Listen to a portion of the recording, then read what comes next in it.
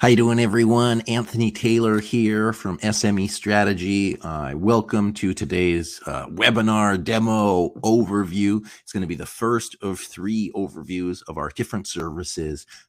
Today's intention is both to tell you about what we can provide as a partner for you in your strategic planning and how you move forward, but also to give you some ideas about what to consider when doing, in this case, stakeholder engagement, and some of the questions that you might have as you move forward through it. Because as we know, as you're moving your organization forward, whether you're a CEO, middle manager, or somebody on the project team, being able to gather all of the different components of your strategy are critical. So in today's workshop, webinar overview, we're going to be talking about stakeholder engagement specifically. I'm going to be overviewing the stakeholder engagement model. We're talking about some different stakeholder engagement tools. I'm going to share with you the agenda that we use for stakeholder engagement and share some outcomes that we've had with many of our clients that we've been doing, both in person and virtually, because with sort of COVID the way it's going, you might be doing more things online. So I really want to invite everybody that, don't let technology or lack of being in person discourage you from engaging with your stakeholders. Once we complete today's session overview, we're going to be moving into our alignment program, which is our core strategic planning process that we do either 2 days in person or over 5 sessions online. And then after that, we're going to be doing an overview of our implementation packages that is basically the 12-month support that we provide for leaders to help them increase their capacity and ultimately accomplish their strategic plans. So if you have any questions, please feel free to put them in the chat. I'm going to be monitoring the chat. My colleague Jason is also online to answer any questions that you have. But really today is just to be able to tell you a little bit about some of the things you want to consider as you do stakeholder engagement, as you're planning it, and why you might want to use it. So if you have any questions, drop them in there. At the end of today, you'll also be able to book a time to speak with me, to have a conversation about what that could look like for your organization. And I'll actually probably put that up right now. So I'll put it in the offer right there. Okay, excellent. So thanks so much for joining us. So stakeholder engagement, what is it?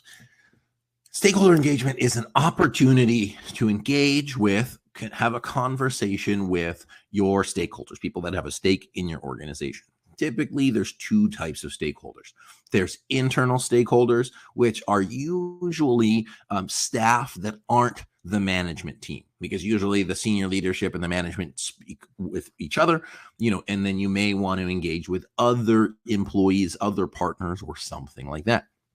The other group of stakeholders is external stakeholders. We do a lot of conversations with partners or sort of secondary groups that are critical to being able to drive the success of your organization. In education, we do that a lot. And in nonprofit mission-based work, because there's so many different people at the table outside of the organization itself, that being able to align people, get everybody clear on what's important to them, is one of the most important things to be able to move forward. You can't move forward successfully in your plan if you don't have buy-in from everyone. So our main objective out of these stakeholder engagement sessions is to engage in a dialogue with our stakeholders, to be able to hear them, to be able to listen to them, to be able to understand what makes them tick, what's important to them, but in their words. We do surveys for this, and the surveys are very helpful, but you don't have the dialogue. You can't expand on things. You can't get clarity. So what I encourage you to do as you go through stakeholder engagement is to include both surveys, which helps people answer asynchronously. It gives them time to think about their answers. They really like that. To do one-on-one interviews if possible. That way you can probe where there isn't sort of the group mindset. And then for today, we'll talk about our group stakeholder engagement sessions. With COVID, with doing them online, we've done them up to 150 people. In person, we've done them up to 150 people using tools like World Cafe or any sort of, flip chart, white paper kind of thing. But today I just want to share, what we're doing online and what that could look like for your organization. So I'm going to do a quick screen share here, and I'm going to share with you the agenda that we have for the stakeholder engagement session. So typically they're about 2.5 hours long, 2 to 2.5 hours long. The reason they're not longer than that, one is most people don't want to be online longer than 3 hours. Two, most people don't want to give more than 2 hours of their time, 3 hours of their time if they're a stakeholder. So they want to contribute, but being able to be mindful of their time is critical. So we fundamentally ask 4 questions over that 2.5 hours. First is, what's working well or what's going well? It sets the tone for the positives to say, hey, okay, what as an organization are we doing well? And depending on what your organization is, it's going to differ, but what's going well? And an opportunity to bounce ideas off and to be able to ask everybody what the successes are. And in a Zoom room, you can imagine the Zoom squares, but even with, 100 people, we can still have a very engaging conversation about what's going well. What's not going well? So this is a great opportunity not to say what's bad. It's a very important distinction. It's not what's bad. It's just not what's not going as well as we'd like it to. Where are the places for improvement? What are some of the things that are going well, but maybe not as well as we'd like? So being able to say what's going well, what are we doing well? Positives, what's not going as well as we'd like, some negatives, room for improvement, and it'll inform what's important to people and what they care about. The third question that we ask through this is, where do we want to go?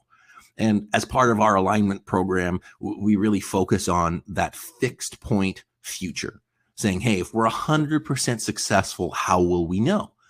And getting success in their words is critical, because as a leader, all you're trying to do is align your initiatives with the goals, success, aspirations of your stakeholders, whether that is staff or whether that's external partners. And if you don't know what they want to accomplish out of that, then how will you actually get there? So you have your version of success. Ideally, you and your leadership team have your version of success. And then the second level of that is asking your stakeholders what they see as success for them. So you can say, here we are, here they are, and then how do we move closer so that it's one unified vision? Another reason that's really valuable is once you understand what they care about, you can craft your communications, you can craft your vision to incorporate parts of what they see as success. And when you do that, your stakeholders will be able to see themselves in your plan. It's important, I'm going to say it again, that your stakeholders see themselves in your plan, because then it becomes everybody's plan, not just this plan over here, but hey, there's something at stake for me. And if you don't have your stakeholders buy-in, you're not going to be able to move forward with them. So one of the critical parts of doing stakeholder engagement is to get that buy-in early and to get it explicitly. Make sure that people are bought into what you're doing, and then make sure that if you ask them their feedback, that they then take it. Or that you then take it. So where's working well? What's not working well? Where do you want to go? Each of these conversations takes about 35 to 40 minutes each. So it's really just a series of conversations. And then the last question is, what action can we take to move forward towards this vision? Now, you probably have tons of opportunities, tons of different initiatives that you can take on. And so by getting them to share what actions you can take, you can look for the quick wins. You can look for the opportunities that you're already taking, seeing how it aligns with your plan. Maybe they'll have ideas you haven't even thought of, but thematically, if you're asking 20, 30, 40, 50 people, thematically, you'll start seeing, hey, there's some really critical components to this that we should be including. Or if we are including, we can communicate it back to our stakeholders so they know that we've taken their considerations into place. So this session is designed to hear your people, to understand what's important to them, to build on what's going well, to address what's not going well, to understand what success looks like to them, and then take incremental steps in order to move that forward. Ideally, you take those and then turn it into action steps for yourself. So this is more internal to say, hey, what are we going to do and when are we going to do it by? And then this is an idea of a survey that we put together as part of our strategic planning process as pre-work for the stakeholder engagement session. So if you are looking for somebody to support you with those stakeholder engagement sessions, we do include the survey as well, and we do the 2-hour session. Cost-wise, if you're interested, is $2,500 US for one of these sessions. And there's no cap to how many participants there can be. That's virtual. If it's in person, there's different fees. So please let us know. One thing I wanted to share with you rapidly or quickly about stakeholders, because you might think to yourself, oh my gosh, we've got so many different stakeholders, so many different people that we have to think about, that we have to consider, that we have to engage with. And you may have like 10 to 15 different stakeholder groups. So before you do any stakeholder engagement or before you decide to have a conversation with these external stakeholders, I encourage you to create a stakeholder register. Okay. So first, make a list of your stakeholders. So list every single different stakeholder group that you have. Maybe it's employees, maybe it's senior managers, maybe it's board members, maybe it's volunteers, maybe it's parents, maybe it's families, maybe it's customers who didn't renew, maybe it's legacy members, whatever it is. But make a list, because how you engage with them is going to be different depending on the different groups. You want to look at what is their influence or power and how much interest do they have in what you're doing. So influence or power and interest. And the reason you do this is because it'll help you better address and better support your individual stakeholder groups. What's important to one group might not be important to another group. So if they have high influence and high interest, that means monitor them closely. That means stay engaged with them. That means communicate with them regularly. And you're going to create sort of a subset of activities that you want to take on with them. If they have high influence and low interest, just keep them happy. Because if you don't keep them happy and they decide to turn on you, it's going to make your strategy, it's going to make your organizational initiatives a lot more challenging than they need to be. Conversely, if they have high interest and they have low influence, then keep them informed. Make sure that as part of your plan, you have a regular communication schedule, you have a regular communication structure, that there's no gaps in communication so they aren't left wondering what you're doing. Okay. I've seen many plans succeed and I've seen many plans fail because they didn't keep their key stakeholders happy and informed. So because you have limited time, money, energy, probably, you have to prioritize these people. Prioritize your high influence and interest people first, then look at your high influence and then high interest. Those two don't have a particular order, there's just a way that you need to prioritize it. And finally, if they have low influence and low interest, you could sort of bump them to the bottom of the list. They're going to have your least involved stakeholder engagement plan. It might be suitable just to send them an email every once in a while, whereas somebody who has high influence and high interest, you might want to take them for lunch every quarter to make sure that they're happy. They might be, people that fund your programs, etc. So I'm going to take a look at the chat. If you have any questions about that, please just drop them in the chat. Happy to answer. Everybody's just saying hello. Hi, everyone. One of the tools that we use for this stakeholder engagement is a tool called Mentimeter. A Mentimeter has a lot of great functionality, but one of my favorite ones is the word cloud. I like the word cloud. And I like Mentimeter because it's participatory, but what's also nice about it is that it groups people's thoughts so that as a group, they can sort of see how they sit and how they stand. Many stakeholders, I believe, come into one of these conversations feeling like they're alone, like they're on an island, they're dealing with their own concerns themselves. And sometimes if they feel like they have sort of minimized thoughts, they might not communicate them because they don't think that they're important enough, which is exactly why you want to listen to them. When you do something like this, you get to understand and hear from them in their words what's most important to them. So this was a younger group of employees that we did a stakeholder engagement session with and said, what are your biggest priorities? Well, we can see here from the word cloud that school, family, work, relationships, mental health, college, friendships, those were the biggest ones. It's not career and it's not progression. So as a leader, you want to know, hey, what is on the top of mind of my stakeholders? These are key stakeholders. They're key employees. What do they care about so that I can change my communication, or more precisely, address the appropriate communication to meet their needs right now? When COVID first happened last year, and as the second wave came through, we noticed a change in terms of what was important to people. In 2019, when COVID wasn't around, people were focused on career progression and moving forward and contributing. Whereas this was more about family, about balance, etc. So recognizing that as times change and as people change, their needs change. So being able to reflect those needs as a leader is important. This is another example of a question. We said, hey, what does bad leadership look like? So this is an example of, the what's working, what's not working. So what does bad leadership look like to them? Bad leadership to them look like rude, negative, lazy, selfish, no communication, negativity, passive aggressive.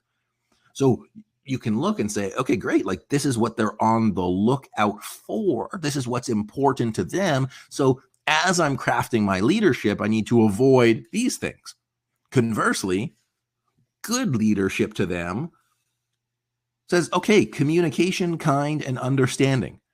Now, this is a group of, under 20, 22, basically, 16 to 22 employees. This word cloud would have been different if we were looking at senior executives. And so you might have seen something like empathetic or confident or, whatever it is. But recognizing that the needs of senior leadership are going to be different than front lines of employees. And that's why as a leader, you need to really understand those differences, understand those intricacies, and to be able to work for it. I see there's a couple questions in the chat here. One other thing, I'm just going to stop the screen share. One other thing that you want to consider as you're moving your team forward and doing the stakeholder engagement is that you want to group them as much as possible. If you have 2 or 3 or 4 different types of groups with different types of needs, you're going to get muddled messaging because everybody has a different hat that they're wearing. Okay, so as you're planning, and if you work with us and we help you facilitate one of these stakeholder sessions, we're going to say, hey, what is the group? Like, what is the hat? If they're wearing multiple hats, for example, they are individual, they have their own businesses, but they're also volunteer board members, you need to make sure that they come to the session with the hat that you want them to wear. Today, I'm wearing my board hat. And always contextually saying, hey, this is the hat that I'm wearing. This is the context that I'm coming from. I'm answering as a board member. I'm not asking as an individual member or business owner. Because getting the context right of your participants is critical. So if you're thinking of doing a stakeholder engagement session, what we can do for you is we can provide facilitators to ask the right questions, to be neutral to the discussion so that you can listen and participate instead of having to lead. One of the big reasons that people hire external facilitators is because you are biased, believe it or not, and that your people might not share openly and honestly with you. It's just because they know you. There's like less psychological safety than there would be with a stranger. So what we can help you do is we can lead these conversations. We can have them be engaging, super fun, super high energy, but more than anything, valuable. It's going to give you extremely valuable insights that you can take with your team and say, wow, like now I have it explicitly stated what's important to them, what they want us to work on versus implied. I think they want this. I've got a feeling they want this. I have a feeling this is important and this is critical that we include it. When we were doing the strategic plan for the University of British Columbia, we did all of the strategic planning through stakeholder engagement and scenario planning. And we talked to students, faculty, and staff. And through that process, we were able to say, hey, what's important to students? What's important to faculty? What's important to staff? And how do we put all of those together, look at for the convergence and the divergence of what the successful future looks like. And when then we took all of those insights and said, here is our priorities based on what you said your future looks like and based on what you said your priorities are. Another great example of how we did stakeholder engagement with Safety Association.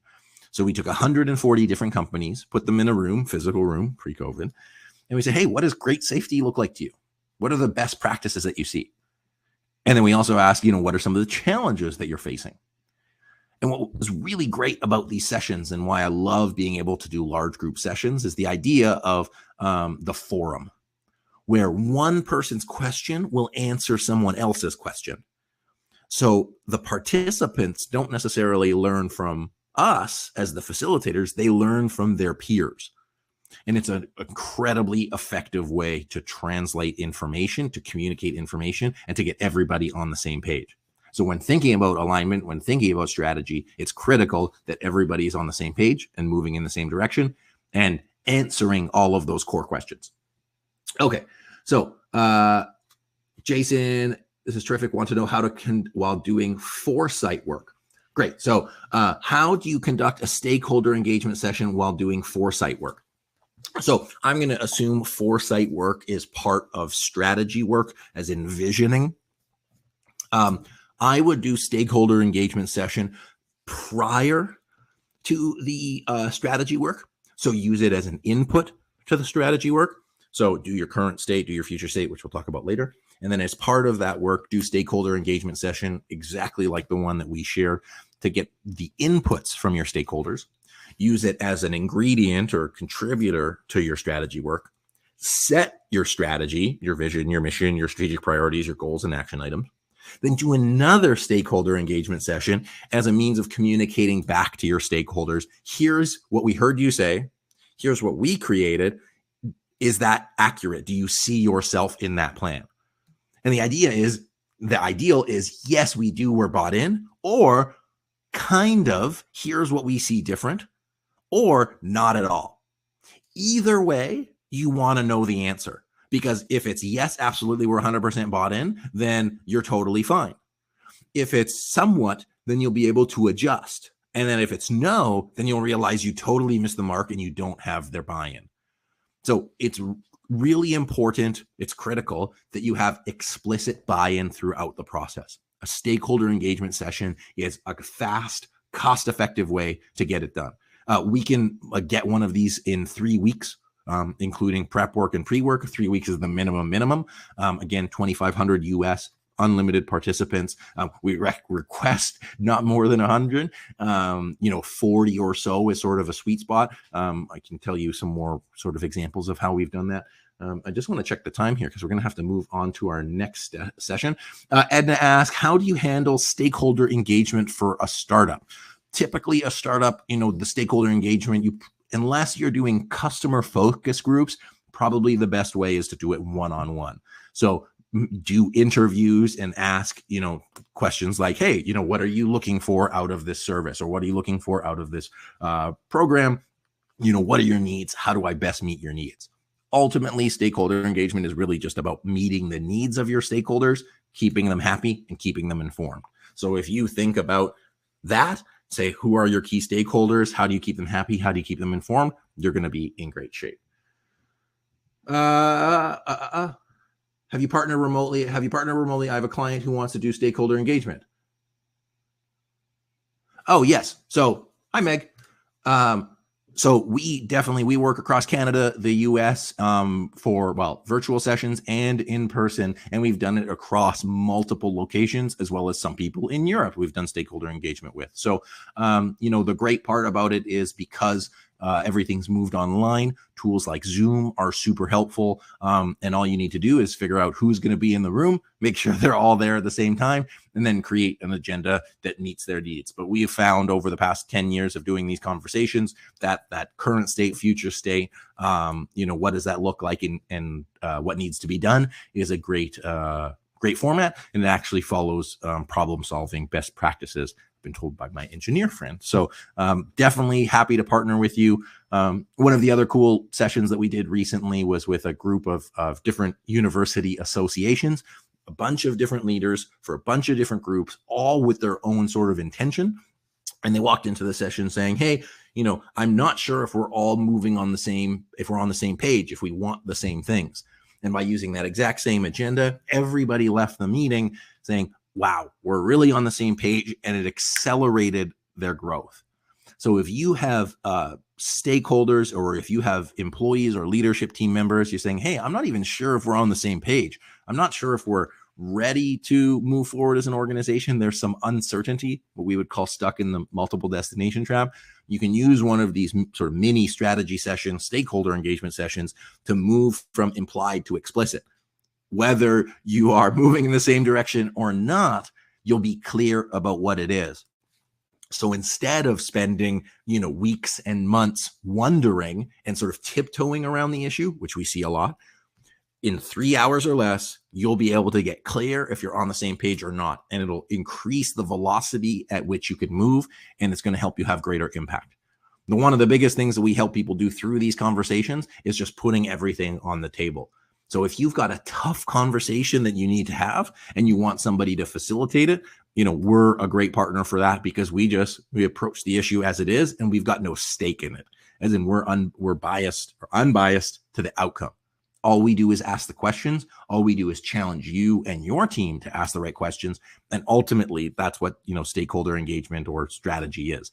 So get the right questions so we can get the right outcome and make sure everybody's on the same page in terms of where they want to go.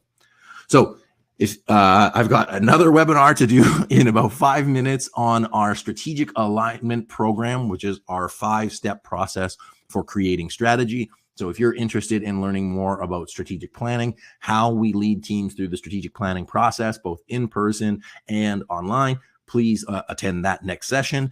If you're interested in working with us or learning more about what it would look like to have a stakeholder engagement session or one of these mini strategy sessions, if you're not ready for full strategic planning, but you do want to start thinking strategically, we can talk to you about that. So click on the offers link, or you go to smestrategy.net/contact, and we'd be happy to have a conversation with you to see if we're a fit, and even just to provide some insight in terms of how you're thinking of doing your stakeholder engagement and what you could include to make that more successful. So once again, Anthony Taylor, I'm the managing partner at SME Strategy. Thanks so much for joining us today. I hope it was useful. I hope you got some good tools that you can use. If you have any questions, drop them in the chat, email us, and we will see you in the next session. Okay. Thanks, everybody. A pleasure, and have a great one. Talk to you soon.